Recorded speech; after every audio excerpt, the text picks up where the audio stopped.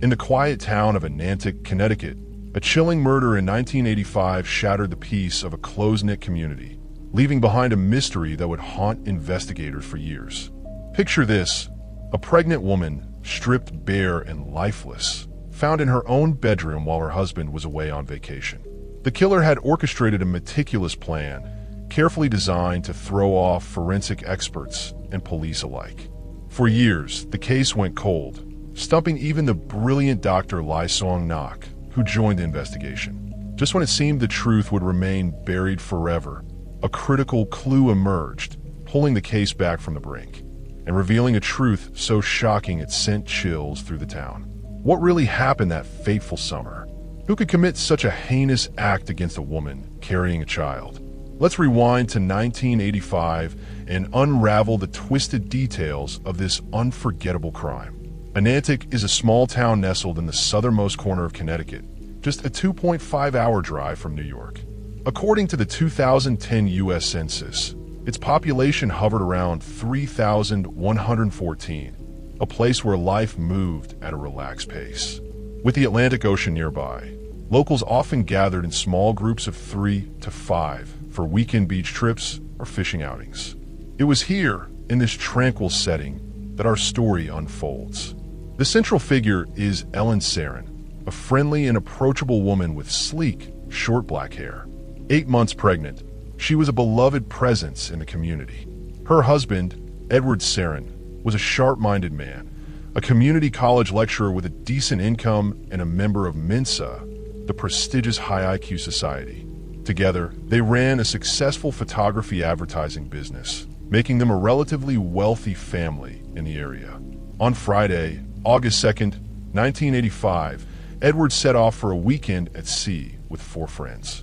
The next day, he suddenly remembered that the family's yacht, docked at the harbor, might still have its power on.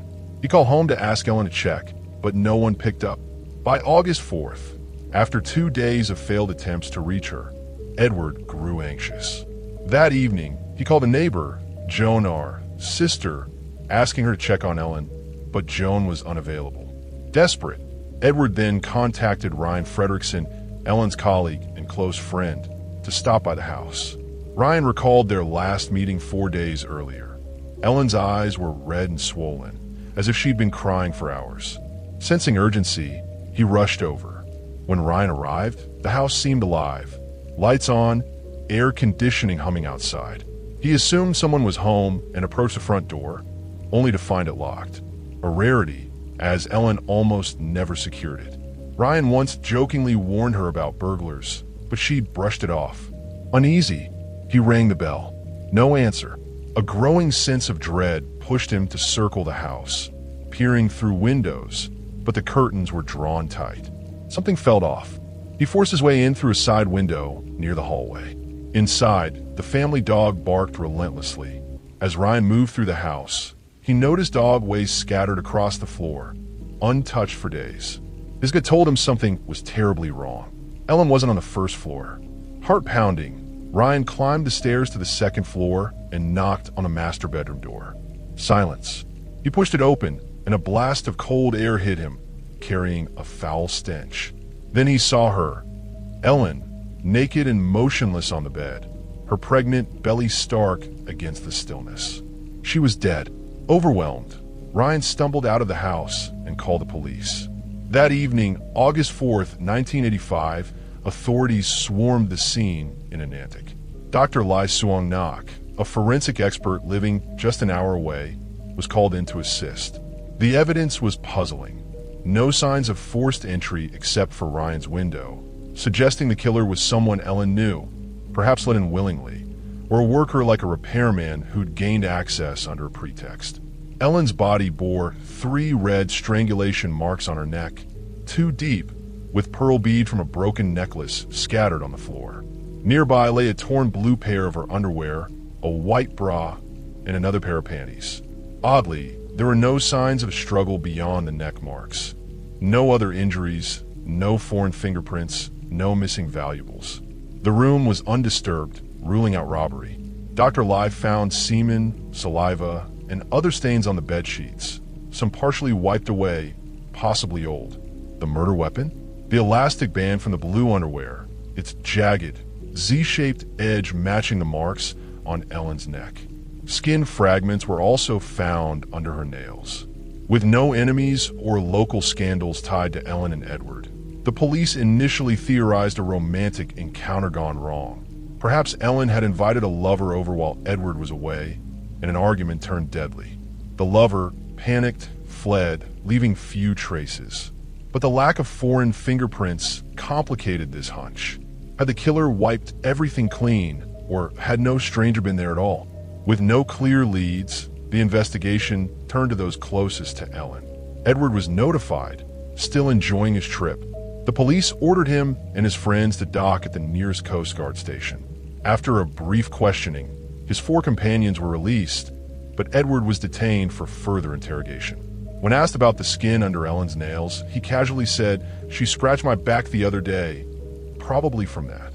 The police hadn't revealed whose skin it was. They still didn't know, making his preemptive answer suspicious. 2 deep scratches on his wrist only fueled doubts. Neighbors and friends painted a troubling picture. Edward, usually aloof, had been oddly chatty with a neighbor, Charles, at 7 p.m. on August 2nd, stopping his car to talk, an unusual move.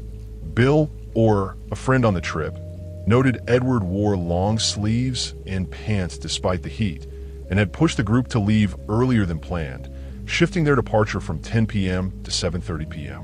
Bill recalled Edward borrowing his phone that night, interrupting Bill's family to call Ellen with a loving, "Honey, if you need anything, ask the neighbors. I'm leaving soon. Bye, love you." Later, at sea, Edward kept calling home, projecting affection. But was it genuine? Neighbors revealed a rocky marriage. Edward was a womanizer, openly bringing lovers home, even joining swinger clubs. Ellen knew, and they fought often. He had a daughter with an ex, Nancy Pierce, and despite Ellen's efforts to confront Nancy, nothing changed. Pregnant again to save the marriage, Ellen hoped Edward would reform. He didn't. Nancy demanded he divorce Ellen, threatening to leave him. Most of their wealth, house, company, cars, was in Ellen's name. Losing her meant losing everything.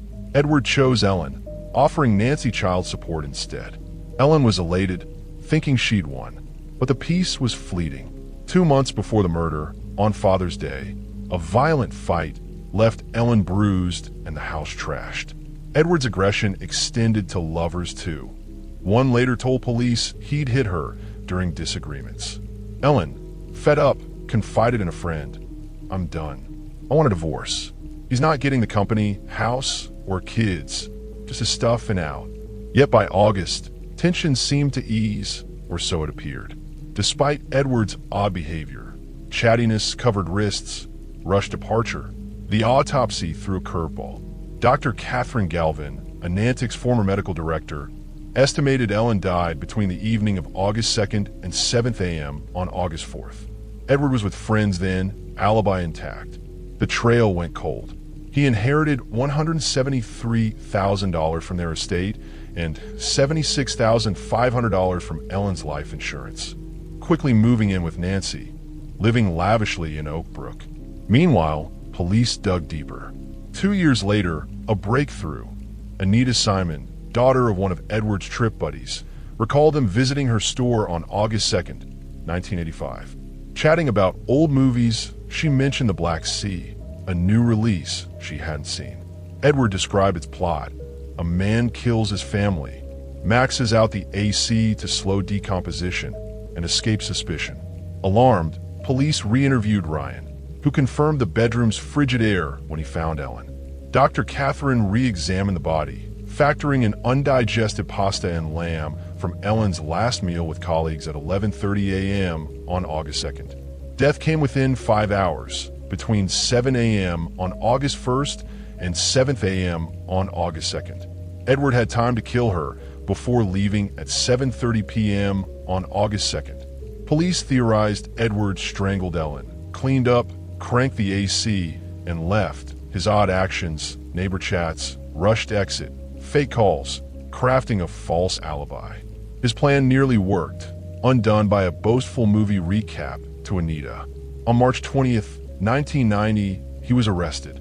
But a twist emerged. At Bill's house, Edward's urgent call to Ellen, overriding Bill's daughter, JY, waiting for the phone, was a performance. 8-year-old JY, annoyed, eavesdropped via another line. She heard nothing, no connection, just Edward talking to dead air. His loving calls were a sham. By June 1990, Edward's trial began. Evidence was circumstantial, hinging on Dr. Lee's reconstruction. Edward choked Ellen with his hands, then her underwear's elastic, staging a break-in. Skin under her nails was his. He maxed the AC, fake calls, and feigned concern. After 7 weeks, on November 4th, 1991, the jury convicted him of first-degree murder, 55 years. Ellen's mother found bittersweet justice. Edward denied it all, dying of a heart attack in prison 3 years later. This case lingered in Anantic's memory, a tale of betrayal and brilliance undone by hubris. From a criminal psychology perspective, Edward's high IQ fueled his arrogance, believing he could outsmart everyone. Yet his need to flaunt control, boasting to Anita, staging calls, revealed a fatal flaw. Love turned to resentment, and greed sealed Ellen's fate. For her unborn child and his daughter with Nancy, the real tragedy is a legacy of loss, a wound no justice can heal. This is where our story ends, until the next mystery calls. Goodbye.